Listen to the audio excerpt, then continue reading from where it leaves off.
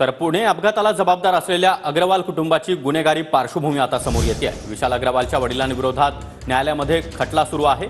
भावासोबतच्या मालमत्ता वादामध्ये छोटा राजनसोबत हातमिळवणी केल्याचा आरोप त्यांच्यावर आहे। अजय भोसले नावाच्या व्यक्तीच्या हत्येचा प्रयत्न केल्याचा गुन्हा देखील अग्रवाल कुटुंबियांवर नोंद असल्याची माहिती मिळते।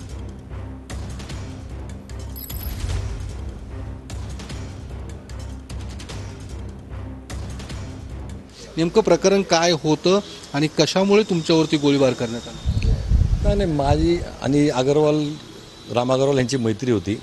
या दोन भावांचे काही पैशावर वाद चालू झाले होते।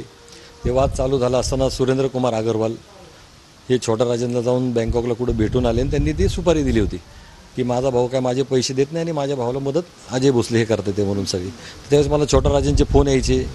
छोटा राजन माझ्याशी फोनवर बोलायचं। मी तरी राम अग्रवालला सांगितलं होतं की बाबा तुम्ही तुमच्या घरातली भांडणं घरातल्या घरात मिटून घ्या, इथपर्यंत जायला लागली तुम्हाला पुढे जाऊन आज ना उद्या काही त्रास होईल। पण नंतर सुरेंद्र कुमार अग्रवालांनी छोटा राजनला असं जाऊन सांगितलं की बाबा नाही अजय भोसलेच हे घडून देत नाही म्हणून ज्यावेळेस 2009 साली मी शिवसेनेच्या तिकिटावर विधानसभेची निवडणूक लढत होतो वडगाव शहरीमधून, त्यावेळेस सकाळी 10:30 वाजता माझ्यावर गोळीबार झाला। पहिली गोळी मला जर्मन बेकरीजवळ त्यांनी मारली, ती काय गोळी निघली नाही, मिसफायर झाली। मग आम्ही त्यांचा पाठलाग केला। वेस्टिन हॉटेलजवळ आम्ही त्यांना 15-20 फुटाचं अंतर होतं, त्या मुलं बाईकवर पळून चालले होते त्यांना उडवायचं, तेव्हा त्यांनी फिरून जी दुसरी गोळी मारली ती माझ्या मित्राच्या छातीत घुसली गाडीत काचेला लागून। तर त्याला आम्ही रुबी हल्ला वगैरे ॲडमिट करून धरलं। त्यावेळेस पोलीस केस नंतर झाल्या, एस केचं नाव निष्पन्न झालं। पण 2009 सालापासून आत्तापर्यंत त्यांच्यावर कुठलीच कारवाई झालेली नाही आहे, कुठलीच कारवाई नाही। सगळे पुरावे आहेत पण यांना अटक काही होत नाही। काय कारण असू शकतं अशा पद्धतीने अग्रवाल कुटुंबावरती एवढं मोठं जर सगळं हे झालेलं असताना तुमच्यावर गोळीबार झाले, त्याचे पुरावे तुम्ही म्हणतात की होते, मग कारवाई का या कुटुंबावरती झाली नाही? नाही, त्यांचं कसं ते पैशाच्या जोरावर सगळं काही खरेदी करू शकतात। शेवटीच बघा एखाद्या रिक्षावाल्याच्या आता हा ॲक्सिडेंट झाला असता तास काय त्याची परिस्थिती झाली असती।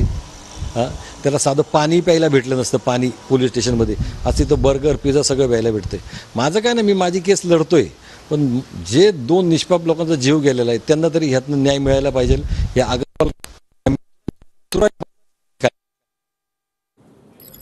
तर अजय भोसले हे आपल्यासोबत बोलत होते, मात्र त्यांनी अतिशय गंभीर आरोप केलेले आहेत। 2009 साली गोळीबार झालेला होता, पण अग्रवाल बाहेर देशातनं मुंबईत आणलं आणि आणल्यानंतर त्यांच्यावर जेवढ्या केसेस आहेत हिंदुस्थानमध्ये तेवढ्या केसेस CBI।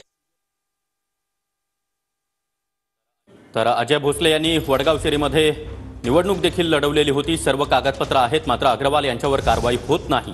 2009 मध्ये गोळीबार केला पण अग्रवाल यांच्यावर कारवाई झालेली नाही असं अजय भोसले यांनी म्हटलंय।